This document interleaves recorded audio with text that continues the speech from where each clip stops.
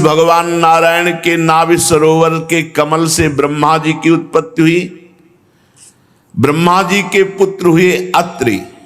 वे अपने गुणों के कारण ब्रह्मा जी के समान ही थे। उन्हीं अत्रि के नेत्रों से अमृतमय चंद्रमा का प्रादुर्भाव हुआ। चंद्रमा अत्रि ऋषि के नेत्रों से प्रकट हुए। ब्रह्मा जी ने चंद्रमा को ब्राह्मण, औषधि और नक्षत्रों का अधिपति बना दिया। तीनों लोकों पर चंद्रमा ने विजय प्राप्त की और राजस्व यज्ञ किया। पर बड़ा विचित्र है, अत्रि जैसे महापुरुष के नेत्रों से प्रकट होने वाले चंद्रमा जो ही तीनों लोकों पर विजय प्राप्त करके राजस्व यज्ञ की सफलता प्राप्त हुई तो एक घमंड बढ़ गया। चंद्रमा को घमंड बढ़ गया। को नरस जन्मा जगमाही प्रभुता पाहि जाहि मदनायो। भारी अपराध हो जाता है घमंड से, अभिमान से। बृहस्पति जी की पत्नी तारा बहुत सुंदर थी। देवगुरु बृहस्पति, बिल्कुल ऐसा नहीं करना चाहिए, लेकिन घमंडी चंद्रमा ने भारी अपराध कर दिया। देवगुरु बृहस्पति की पत्नी को लुभायमान करके और जो नहीं सोचा जा सकता वो कर दिया। बृहस्पति जी ने बहुत समझाया कि ये भारी महापाप है, अधर्म है, पर जब घमंड अभिमान हो जाता है तो उन्होंने गुरु की बात नहीं सुनी। किसी भी तरह से, किसी के भी समझाने से ना तारा चंद्रमा को छोड़ सके न चंद्रमा तारा को। बड़ी विचित्र बात है, बृहस्पति जी जैसे ज्ञानी की पत्नी होकर के चंद्रमा से आसक्त हो गई।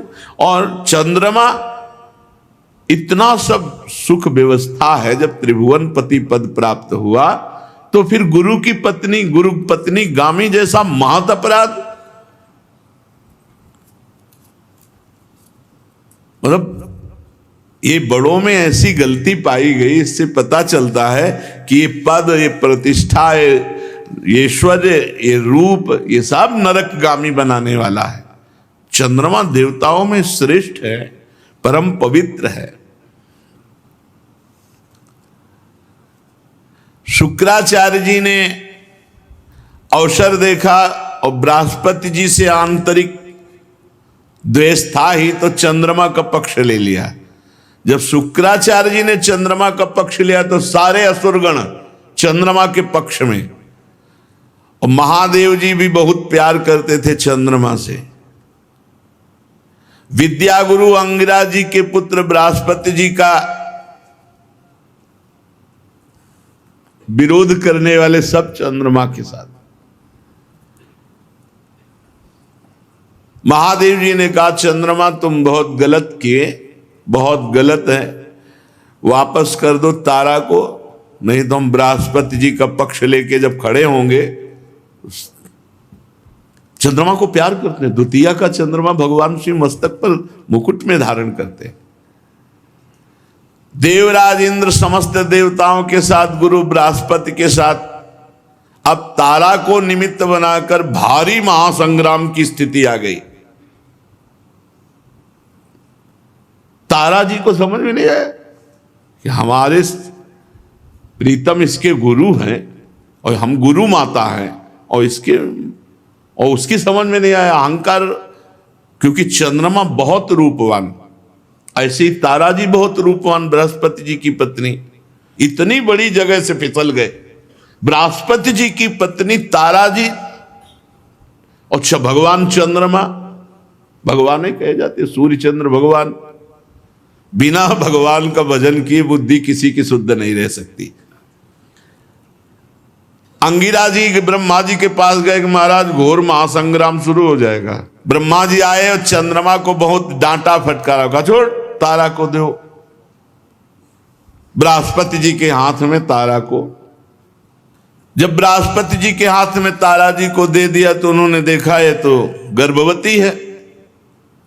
मेरे क्षेत्र में दूसरे का गर्भ, तू अभी त्याग, तुरंत त्याग, क्योंकि तारा देवी है। डर मत, मैं तुझे भस्म नहीं करूंगा, लेकिन गर्भ त्याग भी। इतनी सुंदर थी कि बृहस्पति जी इतने पर भी तारा से कहा कि तुम गर्भ भर त्याग दो। हम स्वीकार किए। और तुम मेरी पत्नी देवी हो, इसलिए कोई दोष तुम्हारा स्पर्श नहीं कर सकता, तुम निर्दोष हो। अपने पति की बात सुनकर तारा जी ने अत्यंत लज्जित होकर गर्भ का त्याग किया। देवी है, सोने जैसा चमकता हुआ बालक। अब जब बालक प्रकट हुआ तो बृहस्पति जी लुभायमान हो गए। और चंद्रमा, ये मेरा पुत्र है, तुम्हारा अधिकार नहीं। बृहस्पति जी से कहा तो अरे अब तो घुटने टेक देने चाहे कि सब कुछ प्रभु आपका, गलती क्षमा करो। चंद्रमा ने कहा ये तेजस्वी पुत्र मेरा है, आपका नहीं। और आप ध्यानस्थ होकर देख लो कि मेरा है कि नहीं। समस्त ऋषियों ने तारा से कहा तुम ही बता दो किसका है। तब लज्जावश वो कैसे बोले कि चंद्रमा का है। तब वो तेजस्वी बालक जो प्रकट हुआ था उसने कहा झूठी लज्जा करने वाली, तू अपने कुकर्म को क्यों नहीं बोल रही है। उस बालक ने डांटा तारा को। ब्रह्मा जी ने कहा तारा से कि हमको बता दो, क्योंकि मां ही जानती असली पुत्र का धाता कौन है। तब तारा ने धीरे से कहा यह चंद्रमा का पुत्र है। न्याय हो गया। बृहस्पति जी ललचा गए थे। चंद्रमा ने उस बालक को ले लिया ब्रह्मा जी के द्वारा। बड़ी अदालत है ब्रह्मा जी। ब्रह्मा जी ने उस बालक का नाम रखा बुध, क्योंकि बड़ी धीर गंभीर बुद्धि। अब चंद्रमा को बहुत आनंद हुआ बुद्ध को प्राप्त करके। बुद्ध के द्वारा इला के गर्भ से पुरुरवा का जन्म हुआ। एक दिन इंद्र की सभा में देवर्षि नारद जी पुरुरवा के रूपशील गुण उदार संपत्ति वैभव का वर्णन किए तो उर्वशी के हृदय में भाव आ गया और देवांगना सर्वश्रेष्ठ अप्सरा महाराज पुरुरवा को पति रूप में वर्ण करने के लिए भूतल पर आ गए। पुरुष शिरोमणि पुरुरवा मूर्तिमान कामदेव जैसे सुंदर थे। सुंदरी उर्वशी ने धैर्य धारण करके पुरुरवा को पति रूप में वर्ण किया। पहले जब उर्वशी पुरुरवा के पास गई तो पुरुरवा ने कहा सुंदरी तुम तो परम वंदनीय हो, देवलोक की विभूति हो, भगवान नारायण से की जंघा से प्रकट हुई उर्वशी जी हैं। ये दास तुम्हारे स्वागत के लिए क्या सेवा करे। उर्वशी ने कहा राजन तुम्हारा सौंदर्य और महिमा सुनकर के मैं स्वर्गलोक से आई हूं। कौन ऐसी कामनी है जो आप जैसे दिव्य पुरुष पर दृष्टि और मन न्यौछावर न कर दे। मैं आपके समीप आपकी पत्नी बनने के लिए आई हूं। राजन हम अप्सरा हैं। जब हम किसी का रूप सौंदर्य गुण देखती हैं वो प्रशंसनीय होता है तो हमारा मन आकृष्ट हो जाता है। अन्यथा बिना तप के कोई हमें देख भी नहीं सकता। स्पर्श और आगे की बात, आप तपस्वी हैं, तप के धनी हैं, मैं आपको पति रूप में स्वीकार करती हूं। परंतु महाराज मेरी एक शर्त है, ये 2 भेड़ के बच्चे सौंपती हूं, इनकी रक्षा होनी चाहिए। जिस दिन इनका अपहरण हो जाएगा उस दिन आप हमें पकड़ नहीं पाओगे, अंतर ध्यान हो जाऊंगी। और मैं देवी हूं इसलिए कभी अन्न नहीं खाती, केवल घी शुद्ध गाय का, क्योंकि भविष्यान। और एक सहवास के सिवा मैं कभी आपको वस्त्रहीन नहीं देखूंगी। 3 बातें, सदैव घी खाऊंगी और आपको सहवास के सिवा वस्त्रहीन नहीं देखूंगी और मेरे 2 भेड़ के बच्चे रक्षा करना। पुरुरवा ने हर शर्त स्वीकार कर ली। फिर उर्वशी से कहा कि तुम मनुष्य के लायक तो नहीं हो, क्योंकि तुम देवी हो, तुम्हारा सौंदर्य अद्भुत है। पर तुमने कृपा करके मुझे स्वीकार किया है, इसलिए मैं तुम्हारी सेवा में दास की तरह रहूंगा, जब जो आज्ञा होगी वैसा पालन करूं। सम्राट पुरुरवा। अब तो उर्वशी काम शास्त्र की पद्धति से पुरुरवा के साथ पति पत्नी का संबंध, वो अंतर्ध्यान पद्धति से देवताओं की विहार स्थली चैत्ररथ नंदनवन स्वच्छंद विहार, देवी उर्वशी के शरीर से हर समय कमल के केसर की सुगंध निकलती रहती थी। राजा पुरुरवा को कितने वर्ष व्यतीत हो गए पता ही नहीं चला। जब इंद्र ने देखा कि तप क्षीण हुआ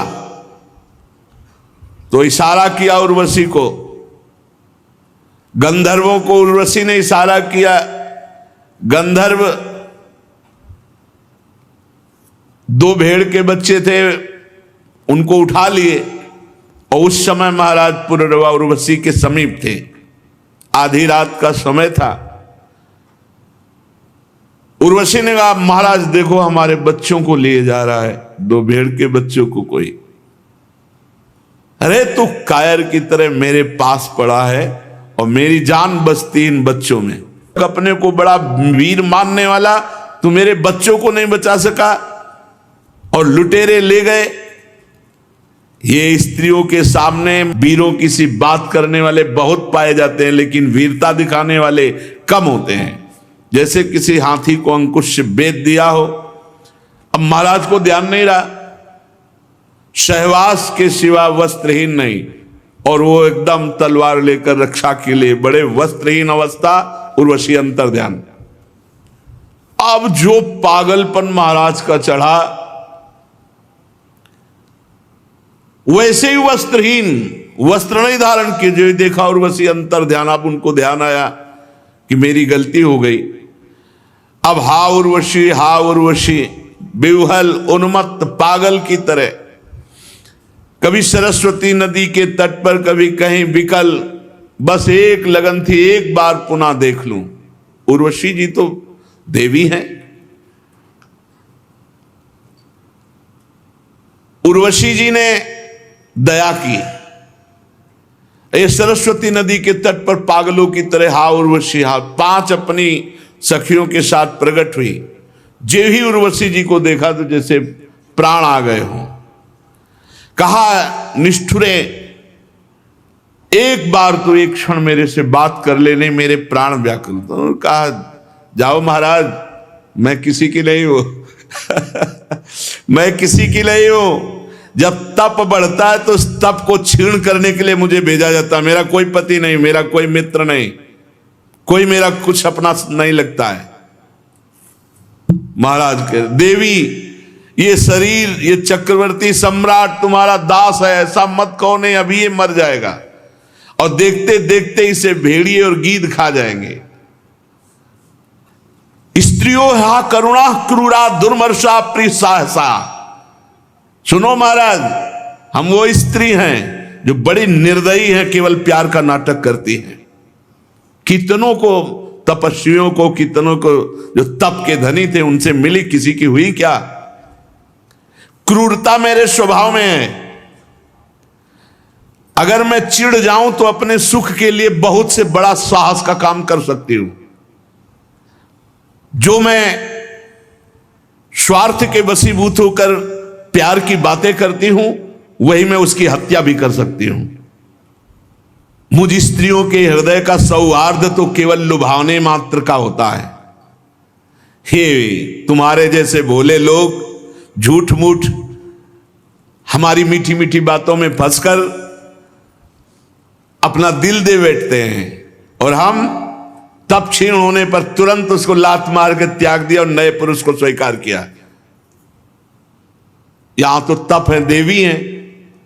मृत्यु लोक में अगर अपने सुख से बढ़कर सुख मिलने वाला है,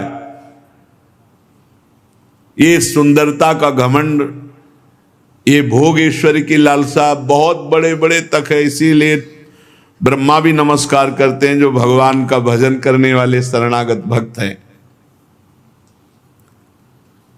फिर भी तुम धीरज धरो, राजराजेश्वर हो, घबराओ मत। तुम्हारी ऐसी ही लालसा है तो तुम्हारा विशुद्ध प्रेम देखकर हम तुम्हें एक वरदान देते हैं, साल में एक बार आएंगी और तुम्हें दर्शन दे के चली जाएंगी, साल में एक बार। राजा पुरुरवा से और उर्वशी से जो संतान हुई वो आगे इस चंद्र वंश को बढ़ाने वाली हुई।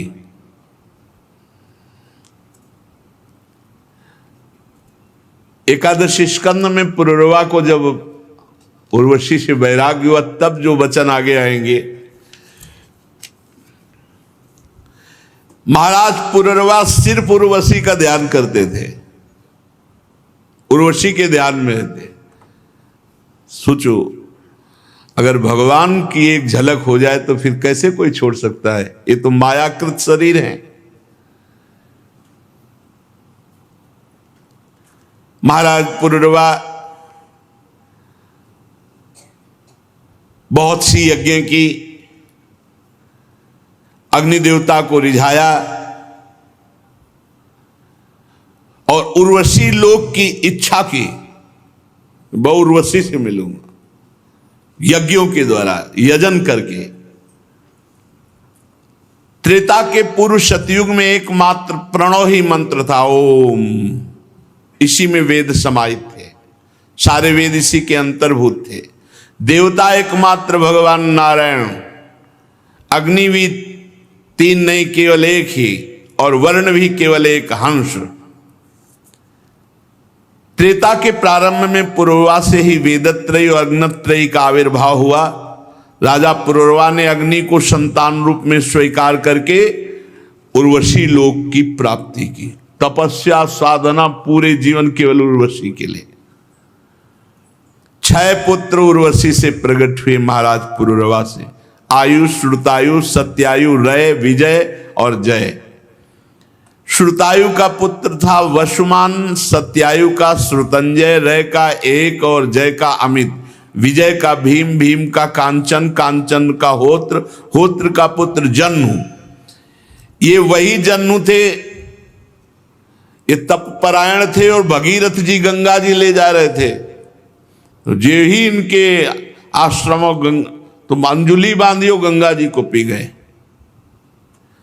अब भगीरथ ने कहा महाराज हमारे पुरखे तो ऐसे ही रह गए, आप तो पूरी गंगा जी पी गए, पूरी गंगा जी पी गए।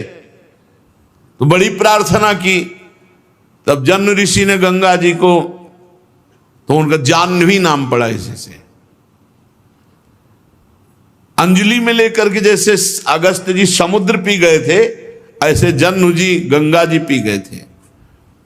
जन्नु का पुत्र था पुरु, पुरु का बलाक, बलाक का अजग, अजग का कुश। कुश के 4 पुत्र कुशाम्बु, तनयवश और कुशनाभ। इनमें से कुशाम्बुद के पुत्र हुए महात्मा गाधी, विश्वामित्र जी के वंश के। गाधी की कन्या का नाम था सत्यवती, बहुत ही सुंदर पवित्र स्वभाव वाली। तो ऋषि ने देखा गाधी की कन्या सत्यवती को, तो जाकर के गाधी जी से कहा कि अब मेरे मन में इच्छा हुई कि मैं गृहस्थी बनूं, तो आपकी पुत्री को देखकर मेरे मन में आया, तो आप मुझे दान कीजिए। ऋषि महात्मा ऐसी, अब वो ना तो नहीं कर सकते थे, सांप का भय है। तो उनका महाराज हमारी कन्या की एक शर्त है, 1000 ऐसे घोड़े लाके आप भेंट में दीजिए जिनका सारा शरीर श्वेत का हो, एक कान केवल श्याम वर्ण हो। 1000 घोड़े, क्योंकि उन्होंने सोचा कहां से लाएंगे ऋषि मुनि।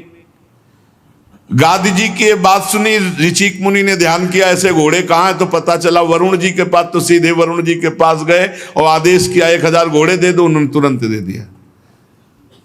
ऋषियों में बड़ी सामर्थ्य। अब तो कोई प्रश्न नहीं रह गया महाराज गाधी के, अब तो देना पड़ेगा। तो सत्यवती जी को ऋषिक मुनि के हाथ पाणी ग्रहण कराया। काफी समय हो गया, वो अपने ब्रह्म ध्यान में ही रहते, कभी वार्ता ही नहीं करते सत्यवती से, केवल मन आया था गृहस्थ धर्म में जाएंगे। पर इन महान सती साध्वियों की भी कि कभी उनकी साधना में कोई विघ्न नहीं। एक दिन गाधी जी की पत्नी ने कहा, तुझे पता नहीं तेरे पति कितने सामर्थ्यवान तपस्वी हैं, बात कर, मेरे भी कोई संतान नहीं तेरे सिवा और तेरे भी कोई संतान नहीं। दोनों ऋषि एक दिन जब ध्यान से उठे तो चरणों में गिर करके सत्यवती जी ने कहा कि हमें और हमारी मां को संतान की इच्छा है। महर्षि ऋषिक ने कहा ठीक है। एक चरु पकाया और चरु पका करके दो भागों में अलग अलग किया, एक चरु अपनी पत्नी के लिए और एक सास के लिए, और दोनों को अलग अलग बताया। सास को बट वृक्ष का आलिंगन करना और पत्नी को कहा पीपल वृक्ष का आलिंगन करना। सत्यवती की मां ने समझ लिया कि बाबा बहुत जोर का तपस्वी है, अपना संतान वाला चरु जरूर खास बनाया होगा। तो बेटी से कहा कि तुम हमारा चरु ले लो, हम तुम्हारा चरु लेते हैं। वो मोहवश ऐसा नहीं करना चाहिए था, पति का आज्ञा पालन करना चाहिए था, पर वो मोहवश ऐसा। जब खा पी के आलिंगन हो गया तो गर्भ, ऋषि मुनि ने कहा जैसा हमने कहा था वैसा ही किया। तो उन्होंने, सत्यवती जी ने हाथ जोड़कर कहा नहीं, त्रुटि हो गई, झूठ नहीं बोली।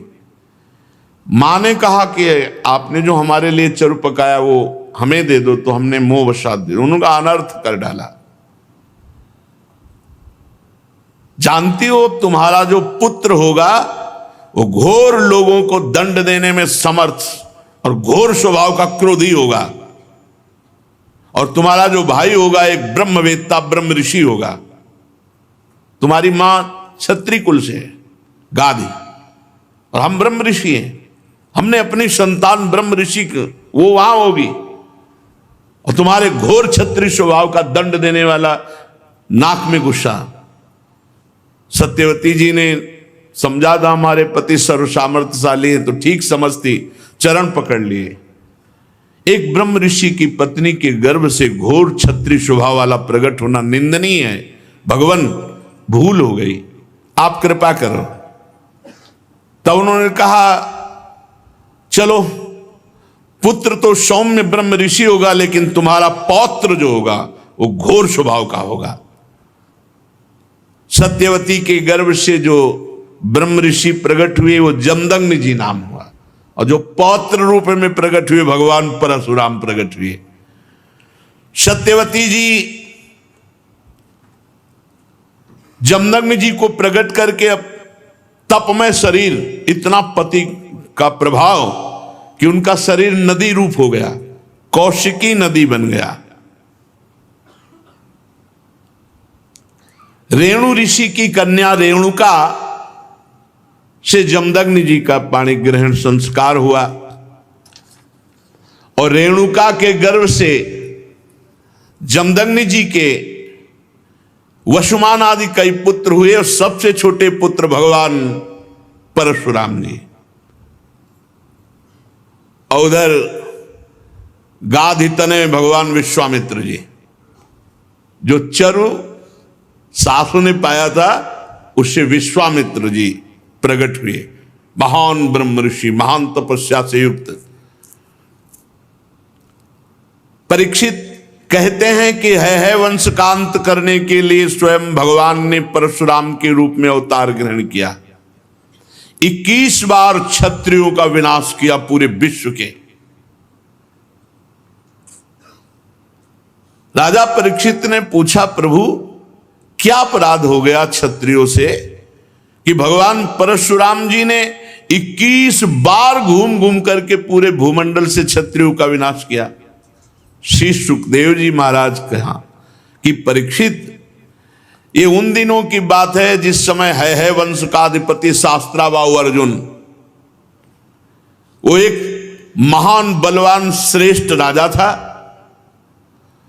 और खास बात, उसने दत्तात्रेय जी को प्रसन्न कर लिया था, अवधूत शिरोमणि दत्तात्रेय जी, और उनसे 1000 भुजाएं, कभी शत्रु से युद्ध में पराजित ना होना, कभी कोई ऐश्वर्य की कमी ना होना, जो इच्छा करे वो प्राप्त हो जाना, ये सब वरदान प्राप्त किए थे भगवान दत्तात्रेय जी से।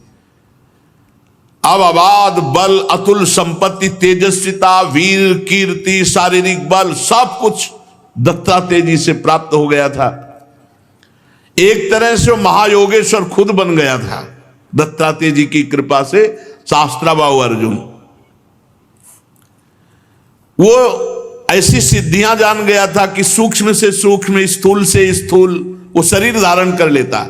बड़ी सिद्धियां उसकी, वो वायु की तरह कहीं भी पहुंच जाता। ऐसी सिद्धियां दत्तात्रेय जी से प्राप्त की। एक बार एक गले में वैजंती माला डालकर और बहुत सी सुंदर स्त्रियों के साथ नर्मदा जी में जल विहार कर रहे थे, और उधर रावण नर्मदा के किनारे दिग्विजय करते हुए अपने तंबू लगाए हुए था। तो 500 भुजाएं इधर, 500 भुजाएं इधर, पूरी नर्मदा के जल को रोक दिया शास्त्राबाहु अर्जुन ने। रावण का शिविर डूबने लगा उधर।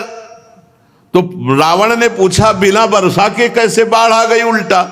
बोले, महाराज एक वीर है जो स्त्रियों के साथ जल में खेल रहा, खेलते खेलते नर्मदा को उल्टा प्रवाहित कर। तो उनका हमसे बड़ा वीर कौन है? रावण बड़े घमंड में गया, अपने को बड़ा वीर मानता था, और जाके शास्त्राबाहु अर्जुन से अब वीरता की बातें करने लगा। तो उन स्त्रियों को प्रसन्न करने के लिए खिलवाड़ में तो ऐसे रावण को पकड़ लिया शास्त्राबाहु अर्जुन ने, बंदर के समान एक पिंजड़े में बंद करके, और अपनी राजधानी माहिष्मती ले जा करके जहां घोड़े थे वहां पिंजड़ा रख दिया। पिंजड़े में 10 खोपड़ी वाले रावण को 20 भुजा, 1000 भुजा वाला शास्त्राबाहु अर्जुन, और सब सिद्धियां प्राप्त किए। तब महाराज पुलस्त जी को पता चला कि दिग्विजयी रावण घोड़सार में एक पिंजड़े में बंद है। तब जाके शास्त्राबाहु अर्जुन के सामने गए, तो शास्त्राबाहु अर्जुन ने पूजन किया, क्योंकि पुलस्त ऋषि, तो उन्होंने आज्ञा करी कि छोड़ दो, हमारा नाती है। छोड़ दिया रावण को। अब शास्त्राबाहु अर्जुन का अभिमान बढ़ता चला गया, क्योंकि दिग्विजयी रावण जैसे को बंदी बना लिया। अब वो एक दिन शिकार खेलने के लिए अपने परिकर के साथ जंगल में गया, तो प्यास लगी। तो पास में जमदग्नि जी का आश्रम था। तो जमदग्नि ऋषि के आश्रम में पहुंचे। मुनि ने देखा कि बहुत बड़ा राजा आया हुआ है, तो इसका स्वागत, राजा भगवान का स्वरूप है। अब जंगल में वही कंदमूल फल, तो कामधेनु जमदग्नि जी की गाय का नाम था। जो इच्छा करो वो प्रकट कर दे। अब मंत्री, सेना और राजा का स्वागत करना है, तो वैसे ही सेवक, वैसे ही सामग्री, सब व्यवस्था। शास्त्राबाहु अर्जुन ने कहा कि बाबा जी के पास ऐसी व्यवस्था कहां से हो सकती है कि इतने सैनिक, इतने सेवक, इतनी धातुओं के पात्र और भोजन सब। बोले, कहीं कोई रसोईया नहीं, सब एक गाय का चमत्कार है। बोले, ऐसी गाय तो हमारे पास होनी चाहिए, संत के पास क्या। अब जमदग्नि मुनि का ऐश्वर्य कामधेनु से था, तो चिढ़ गया शास्त्राबाहु, जबकि प्रसन्न होना चाहिए कि इतना बढ़िया स्वागत किया। और उसने आदेश किया जमदग्नि ऋषि से कि कामधेनु हमारे सैनिकों को दे दो। जमदग्नि जी ने कहा, नहीं, ये तो यज्ञ के हविष्यान्न के लिए, अतिथि सेवा के लिए है। तो कहा, मैं एक बार केवल कहता हूं, दोबारा छीन लेता हूं। शास्त्राबाहु अर्जुन ने आदेश किया, कामधेनु को बंदी बनाकर ले चलो। अब कामधेनु डकराती हुई बलपूर्वक शास्त्राबाहु अर्जुन महिष्मतीपुरी ले गए। जब शाम के परशुराम जी आए तो आश्रम सब उजड़ा हुआ। मां से पूछा तो उन्होंने बताया कि सारा का सारा दुष्टता का वृत्तांत शास्त्रावाहु अर्जुन है वंशी। भयंकर फरसात हाथ में लिए हुए परशुराम जी जैसे किसी महामत वाले सिंह को कोई दबा नहीं सकता, ऐसे गरजते हुए माहिष्मतीपुरी गए। अभी वो मस्ती में था कि प्रवेश ही नहीं कर पाया था कि भगवान परशुराम जी पहुंच गए। परशुराम जी की बड़ी विलक्षण झांकी थी। हाथ में परशुराम, मस्तक पर जटा का मुकुट त्रिपुंड लगा हुआ। जे भी शास्त्रावाहु अर्जुन झपटा, भगवान परशुराम जी ने जो जटाएं सूर्य की तरह चमक रही थी खोल लिया और हाथ में फरसा धारण करके बात की बात में सारी सेना को विध्वंस करके और उसके 1000 भुजाएं जो भगवान अवधूत शिरोमणि दत्तात्रेय जी के द्वारा दी थी सब काट के गिरा दी। फरसे का ऐसा प्रहार कि कोई सामने नहीं बचा। बाहें जांघें सब काट काट के। परशुराम जी के बाणों से जब है पति का सर्वनाश हो गया तो 10,000 लड़के थे शास्त्रावाहु अर्जुन के, 10,000। भगवान परशुराम जी तो 10,000 लड़के तो अभी नहीं थे इनके साथ, ये अलग थे। सब पूरे परिकर सहित शास्त्रावाहु अर्जुन को मार डाला भगवान परशुराम जी ने। कामधेनु छुड़ाकर आश्रम में ले आए। माहिष्मतीपुरी के शास्त्रावाहु अर्जुन का विनाश बड़ा आश्चर्य में। जमदग्नि जी ने कहा, हाय हाय परशुराम, तुम क्या उपद्रव करते हो? अरे राम राम, वो राजा था, गाय ले जा रहा था, ले जाने देते, तुमने हत्या क्यों कर दी? राजा सर्वदेवमय होता है, तुमने अपराध किया। अरे हम लोग ब्रह्म ऋषि हैं, क्षमा हमारा बल है। संसार हमको इसीलिए पूजता है क्योंकि हम क्षमावान हैं। तुम्हारे ब्रह्मा जी भी क्षमा के बल से ही ब्रह्म पद पर स्थित है। ऋषियों की शोभा क्षमा होती है, ये सर्वशक्ति प्रदर्शन नहीं। भगवान तुम पर प्रसन्न हो, अब तुम तप परायण हो, तुमने अपराध किया, राजा का वध किया, ये ब्रह्म हत्या से भी बढ़कर है। जाओ तीर्थों का सेवन करते हुए तप करो और इसका प्रायश्चित कर डालो। भगवान परशुराम जी घुटने टेक कर जमदग्नि जी के आगे जो आज्ञा। अब 1 वर्ष तीर्थ यात्रा करके अपने आश्रम पर आए। परशुराम जी की माता रेणुका गंगा तट पर संध्या के लिए गंगा जल आदि लेने गई थी। वहां एक गलती हो गई माता जी से। आज सत्संग में कहा, नेत्र वाणी कान संभाल के नहीं अपराध बन सकता किसी से भी। तो वहां गंधर्वराज चित्ररथ अप्सराओं के साथ जल विहार कर रहा था।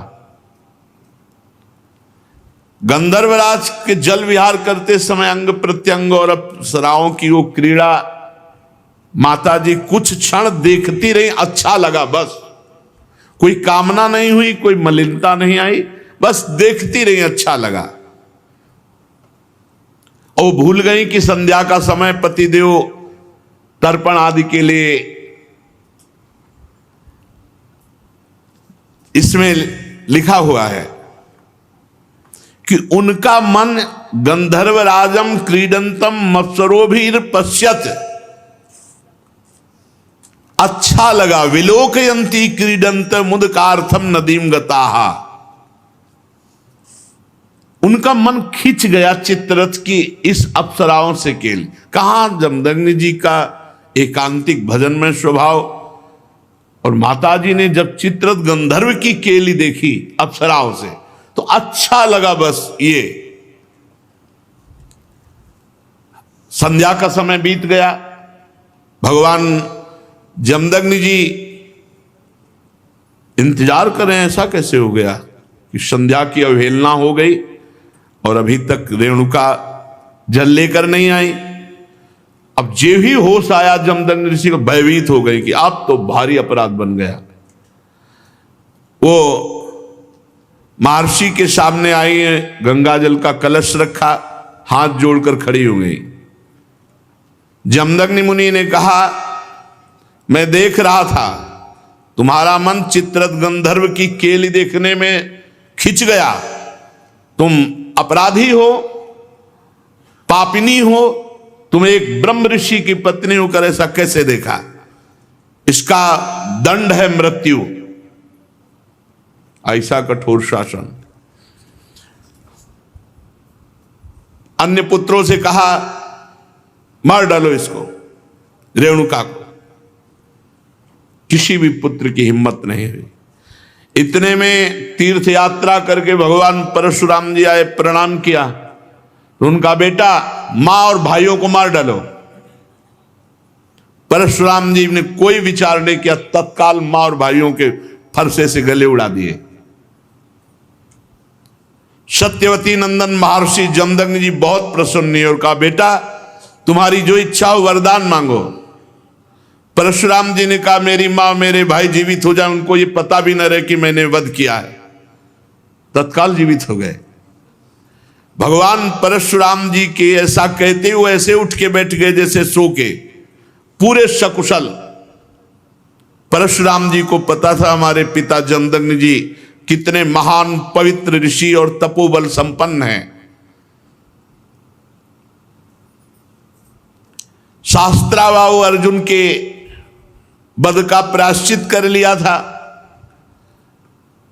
परशुराम जी एकांत आश्रम के कोने में बैठकर ध्यानस्थ थे।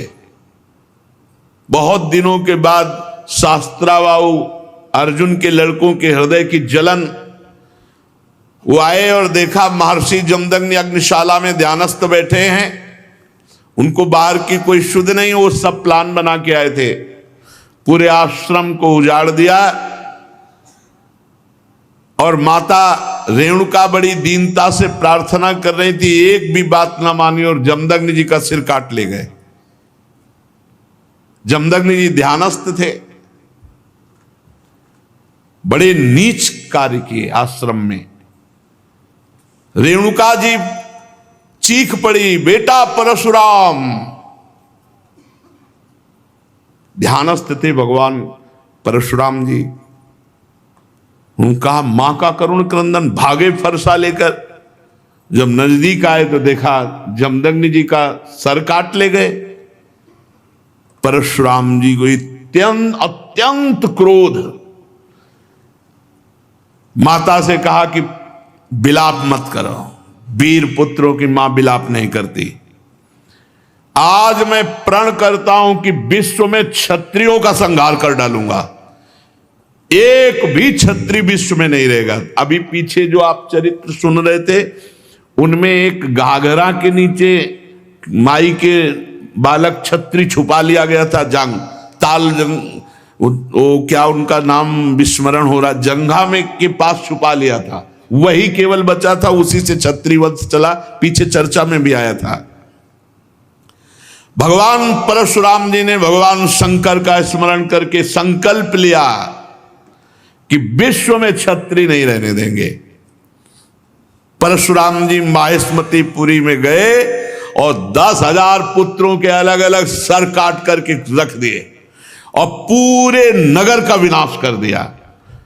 भारी पर्वत ऐसे सिर का मुंड ऐसे इकट्ठा कर दिए काट काट के, और कहते जाते ब्रह्मघाती तुम्हारा विनाश परशुराम करेगा। रक्त की नदी बहा दी, इतने काटे। जो राजा थे, क्षत्रिय थे, ब्राह्मण द्रोही क्षत्रियों का हृदय कांप उठा। भगवान वर्तमान में जो क्षत्रिय असुर स्वभाव वाले हो गए थे, उनके विनाश के लिए ही प्रकट हुए थे। इसलिए अपने पिता जमदग्नि के वध का निमित्त बनाकर 21 बार, एक बार घूम के काट डाला, फिर 2 बार घूम के, 21 बार पूरे विश्व में घूम करके 5 तालाब समंत पंचक में रक्त के बना दिए, काट काट के, और फिर अपने पिता का सर जो सुरक्षित रखा हुआ था माता के पास जोड़ा और पुनः जीवित कर दिया। पहले 21 बार क्षत्रियों का विनाश किया, फिर अपने पिता का सर ला के जोड़ा, और फिर बाद में सबके प्रायश्चित के लिए यज्ञ की और 7 दिशाएं जीत करके ब्रह्म ऋषियों को दान कर दी। इसके बाद यज्ञांत स्नान किया और समस्त पापों से मुक्त होकर मेघरहित सूर्य के समान तेजस्वी परशुराम जी, जमदग्नि जी को स्मृति रूप संकल्प में शरीर की प्राप्ति हुई। भगवान परशुराम जी से सम्मानित होकर उस 7 ऋषियों के मंडल में 7वें ऋषि होकर आज भी विराजमान है। परीक्षित कमल लोचन जमदग्नि नंदन भगवान श्री हरि परशुराम बन करके आए और क्षत्रियों का विनाश करके जगत का मंगल किया। आज भी भगवान परशुराम जी विराजमान हैं महेंद्राचल पर्वत पर बड़े शांत स्वरूप। सिद्ध गंधर्व चारण उनके चरित्रों का गान करते हैं। सर्वशक्तिमान विश्वात्मा भगवान श्री हरि जब राम रूप में अवतार लिए और जब धनुष भंग हुआ तो अजगौ का खंडन सुनकर परशुराम जी के हृदय में क्षोभ हुआ कि फिर कोई क्षत्रिय ऐसा पैदा हुआ, क्योंकि वो सब विनाश लीला करके शांत, कौन ऐसा पैदा हो गया जो हमारे गुरु का अजगौ खंडन कर दिया। अब ध्यान के द्वारा, वहां फोन से तो मतलब नहीं, ध्यान के द्वारा देखा, बोले विदेहराज जनक की नगरी मिथिला पहुंच गए। इनके चलने से ही पृथ्वी कांपती थी। देख ले कि परशुराम जी आ रहे तो मतलब जितने भाग पाए नहीं, चरणों में लौट जाते थे अपने बाप बाबा का नाम लेते हुए। ऐसा सहज चितवन मनोहरिसाने, ऐसे देख लिए तो समझ गए हमारी आयु पूरी हो गई। कोई भी हो, ऐसा रुद्र रूप भगवान परशुराम का। पिता सहित नाम लेकर सब दंडवत प्रणाम। महाराज जनक भी सब सीता जी को लाके, विश्वामित्र जी राम लक्ष्मण को लाके दंडवत कराई। भगवान परशुराम ने कहा, जनक इस सभा में कौन ऐसा है जो हमारे गुरु भगवान शंकर के अजगौ का खंडन करने वाला है। सारी सभा उसको छोड़कर अलग हो जाए या वो सभा को छोड़कर अलग हो जाए, नहीं अभी सारी सभा मारी जाएगी। अब तो कोई उनके ये थोड़ी था कि केवल भाषण ही दे रहे हैं। उन्होंने 21 बार क्षत्रियों का, पूरी जनकपुरी में हाहाकार मच गया। जानकी जी को एकांत लेकर उनकी माता रोने लगी, सब बन गया था बिगड़ गया, नहीं तो बढ़िया बन गया था। अजगौ खंडन हो गया, राम जी के साथ सिया जी का ब्याह हुआ।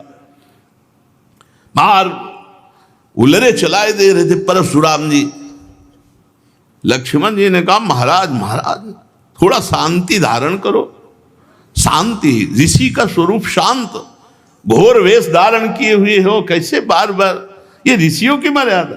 अरे ये किसका लड़का है, हमको समझा रहा है। परशुराम जी हमको समझा रहा है, हमारा गीत न विश्वामित्र जी का बता दो हम कौन है।